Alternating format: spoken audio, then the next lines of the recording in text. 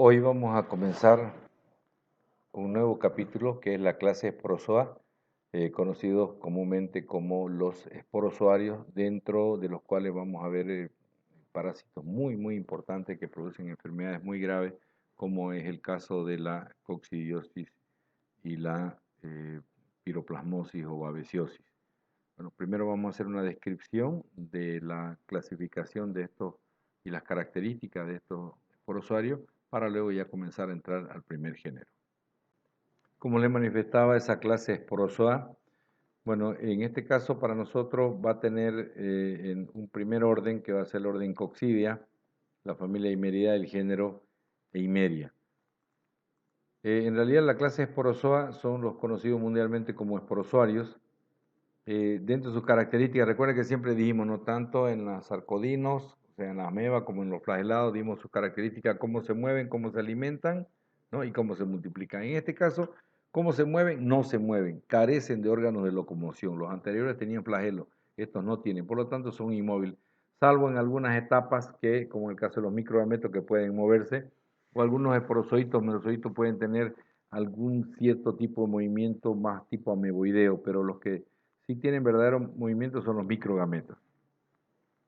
Están en diferentes tejidos, ¿no? Básicamente hay dos órdenes, pueden estar unos en sangre, otros están en intestino, y hay unos que son de ciclos directos, son de ciclos indirectos, entonces los esporozoarios están en muchos tejidos. Pero lo más importante de esto es dónde se localizan. Son endocelulares, o sea, intracelulares, por lo tanto son los parásitos más patógenos que existen, porque son intracelulares. Al ser intracelulares se van a multiplicar dentro de la célula y al multiplicarse dentro de la célula, obviamente, para salir de esa célula, ellos no se salen por sí solos. Tienen que romperla, reventar la célula y de ahí es que van a producir una gran destrucción celular, ¿no? Ellos invaden, se multiplican, la rompen, salen y vuelven a invadir. Por eso es que son altamente patogénicos. Su reproducción puede ser sexual o asexual. Cuando hablamos de reproducción sexual no hablamos de que hay machos y hembras, no.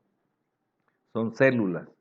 ¿Cómo se reproducen sexualmente las células? Aquí lo que hay es una fecundación. Hay gametos que se unen y van a formar un cigoto. Y la fase asexual, donde solamente que ellos invaden las células, se multiplican, rompen. Entonces, por eso que va a haber dos fases importantes dentro del organismo. La sexual, que se va a llamar gametogónica, porque viene de gametos, y la asexual, esquizogónica, que viene de los esquizones. Vamos a ir aclarando eso.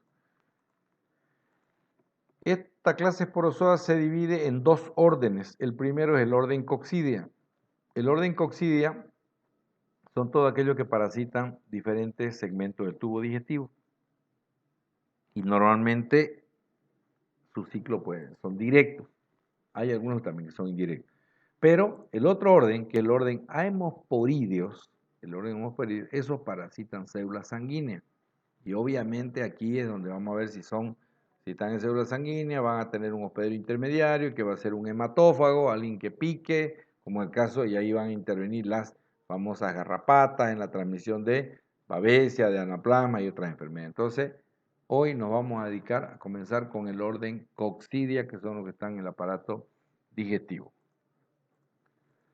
Entonces comenzamos orden Coccidia, su primera familia, la familia Eimeridae, el género Eimeria. ¿Dónde se localizan las Eimerias? El género Eimeria SP, porque tiene como 200 especies. Entonces está en el intestino delgado y también el intestino grueso de mamíferos y aves. La enfermedad, ¿cómo se llama? Coccidiosis, no se llama eimeriasis ni erimeriosis, como que toma el nombre del orden, ¿no? Orden Coccidia. Entonces, todas las enfermedades que producen los miembros del orden Coccidia, los diferentes géneros, en general se les llaman coccidiosis. Ya, no toman el nombre del género. En este caso, el género Eimeria va a producir la coccidiosis. Bueno, esto es una enfermedad parasitaria altamente contagiosa que es producida por protozoarios del género Eimeria y también el caso de las isosporas, que es otro género, pero en realidad se le llama coccidia todo, ¿no? Aquí afecta principalmente a animales jóvenes, porque los adultos van desarrollando inmunidad, eso es lo bueno en estos protozoarios, como son pequeñitos y son intracelulares, sí hay formación de inmunidad. Eso es lo único bueno dentro de todo lo malo porque son tan patógenos, ¿no? Entonces tenemos los géneros, por ejemplo, Himeria en aves, hay varias especies, en pavo, en conejo, en caballo, hay una que no se llama Himeria ya, se llama Sarcositi. En los gatos y en los perros, la coccidiosis de gato y perro no es producida por Himeria, es producida por Isospora, ¿no?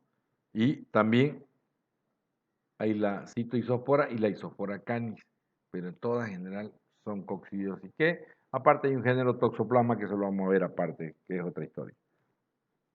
Hay en ovinos, hay en bovinos, hay en cerdos, hay Eimeria para todas las especies, ¿ya?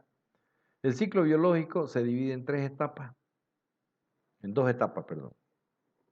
La primera es fuera del huésped, que es la esporogónica. Y la otra es dentro del huésped, o sea, son tres fases en dos etapas, ¿no?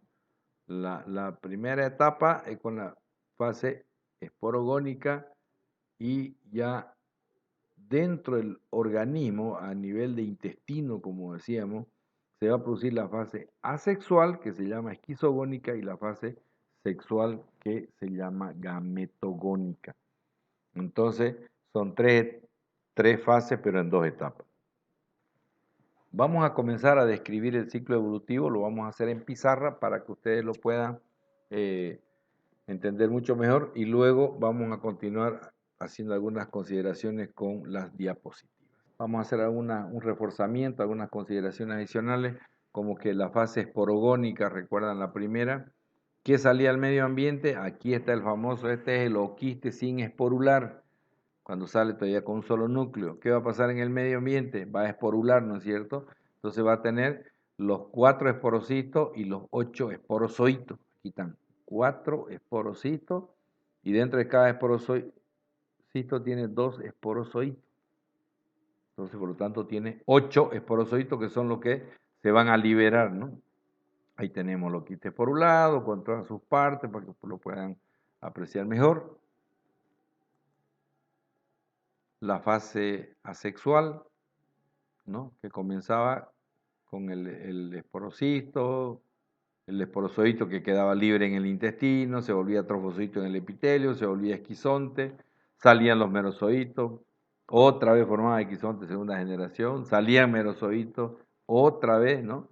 Los esquizontes de tercera generación y hasta ahí llegaba la fase asexual o la fase esquizogónica, ¿no? De los merozoitos eran masculino y femenino. Y de ahí pasaban a la fase sexual. Pero ¿qué pasaba en esta fase? Recuerden cuando llegaba el oquiste por un lado, ¿no? Lleno de 4 esporocitos y 8 esporozoitos. Por acción de los jugos gástricos, primero se rompen, quedan libres los esporocitos. Y dentro de cada esporocito se vuelven a romper y quienes quedan libres los esporozoitos, que son los que invadían la mucosa, recuerden. Esos son los que en realidad van a ir a invadir. Y ahí tenemos la estructura de un esporozoito, una estructura alargada, bueno, que va a tener la capacidad en este cono acá para penetrar a la célula epitelial, que es donde se van a multiplicar. Aquí lo tenemos, ¿no? Introduciendo célula epitelial, acá ya está totalmente anidado ahí para convertirse en trofozoito y después convertirse en esquizonte, y aquí lo tenemos al esquizonte, ¿no? Ya este trofozoito que se volvió acá comienza a sufrir su multiplicación interna y miren, tiene una gran cantidad de hijos adentro, ¿no? Que son los merozoitos, y va a ser esquizonte 1, merozoito 1, esquizonte 2 produce merozoito 2, esquizonte 3 produce el merozoite 3, que era el que iba a ser la fase sexual al final, ¿no? Entonces ahí tenemos diferentes tipos de esquizontes, el mismo oquiste, y llegan a la fase sexual, pues, ¿no? Donde los merozoitos ya se dividen, lo masculino y lo femenino, ¿no? Pero aquí vemos los macros son los femeninos, ¿no? Y los micros son los masculinos. ¿En qué terminan? Que los microgametos van a ser fecundados, los macrogametos van a ser fecundados por el microgameto, ¿no? El que venía con su flagelo, que formaba un huevo, cigoto, y sale el oquiste. Y ese es el ciclo. Ese es todo el ciclo. Aquí tenemos otro esquema, ¿no? Invaden, forman el esquizonte, rompen, vuelven a invadir, forman esquizonte, vuelven a invadir, vuelven a formar esquizonte y ahí salen ya los microgametos, ¿no? A fecundar al macro y termina formándose el oquiste, sale afuera y hace su fase esporogónica, ¿no?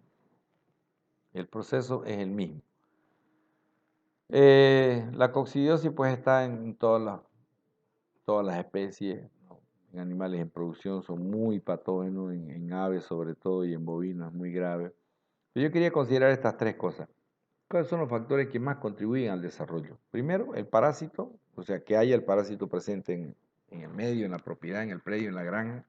Pero esto es lo más importante, el huésped, que sea susceptible, la edad es fundamental, por eso que esta enfermedad más se da en animales jóvenes, en pollito, en ternero, en corderos, ¿no? En cabrito. ¿Y qué los lleva a adquirir más fácilmente? Los factores de estrés, ¿no? El estrés está de moda ahora, ¿no? Pero ahí ese estrés, el más grave que sufre un animal, el estrés al destete, por ejemplo, o un estrés nutricional, estrés por frío, que animales que están en época de lluvia, en barro, en zonas húmedas, y el medio ambiente. El medio ambiente es su mejor aliado. Si la Imeria no tiene buenas condiciones ambientales, no desarrolla. ¿Cuál es su mejor ambiente? 26 grados, más de 60 humedad. Ya, 20, ¿no? 20 a 30 grados es su clima confort y la humedad que sea arriba del 60%. Entonces, las zonas tropicales como Santa Cruz, nuestro promedio es 26 grados la temperatura, 24, 26. Todos los días estamos entre 18 y 30, 32, o sea, hay un clima confort para ellos. Y la humedad, todo el año hay humedad arriba del 60%, entonces eso les permite para que esporule, para que sobreviva en el medio ambiente. Si hay mucha seca, se mueren los oquistes esporulados en el suelo, pero si hay humedad, entonces las condiciones de mala higiene en los galpones, en los corrales, en aves, por ejemplo, la cama que se humedezca es lo peor que puede pasar. ¿Por qué? Porque esos oquistes esporulados van a sobrevivir en el medio ambiente, ¿no? Entonces, tres factores: parásito, el huésped que sea susceptible, que tenga a veces esté inmunodeprimido por algún factor de estrés y que el medio ambiente coopere, ¿no? Que haya humedad, que haya temperatura, que haya falta de higiene, que no se limpie. Entonces, de esa manera se facilita esta enfermedad. Las lesiones en el epitelio, aquí tenemos un epitelio normal, recuerden, aquí se hacían los equisontes, ¿no? Equisonte 1, 2, 3, van entrando aquí al epitelio. Miren, este es un epitelio sano y aquí después de que pasaron las Himerias, lo dejaron totalmente destruido. Entonces, por eso que esta enfermedad produce lesiones muy graves, ¿no? Hemorragias y todo, ¿no? Aquí tenemos ya una foto en microscopio electrónico, las lesiones que dejaron con esas células que se han destruido acá, ¿ah? Quedan puertas abiertas. Es como romperle el azulejo a una pared que está protegida, ¿no? Le rompemos su protección que tiene y estas son puertas abiertas ¿para quiénes? Para los agentes secundarios, bacterias, virus, hongos, ¿no? Aquí tenemos unos bacilos ahí, unas bacterias que se han metido ¿a dónde? Acá, a estos espacios que dejaron libre por la lesión, porque todo el epitelio que se ha roto, ¿no? Quedaron los huecos, como úlcera, ¿no? Y ahí van a invadir esto y se multiplica. Entonces, la coccidiosis también actúa como un factor predisponente, ¿ya? Para que después pueda continuar. Si es que ella no los mata, a veces vienen los otros y lo matan al animal, ¿no? Pese que ella por sí sola ya es una enfermedad altamente patogénica, ¿no? Entonces, esas son en general lo que es la coccidiosis, su ciclo evolutivo, su patogenicidad, cómo se ejerce. Y ahora vamos a comenzar a ver ya las enfermedades por especie. Vamos a comenzar luego la coccidiosis aviar, luego la coccidiosis en rumiante y también veremos en, en animales menores, ¿no? En carnívoros, en felinos, ¿no? Donde hay otras enfermedades que también producen otras especies como la isospora, ya no es coccidia, no es himeria, perdón, pero ya la isospora también va a producir su enfermedad. Entonces, hasta ahí llegamos con las generalidades y luego, como les decía, pasaremos a las coccidiosis ya por especie.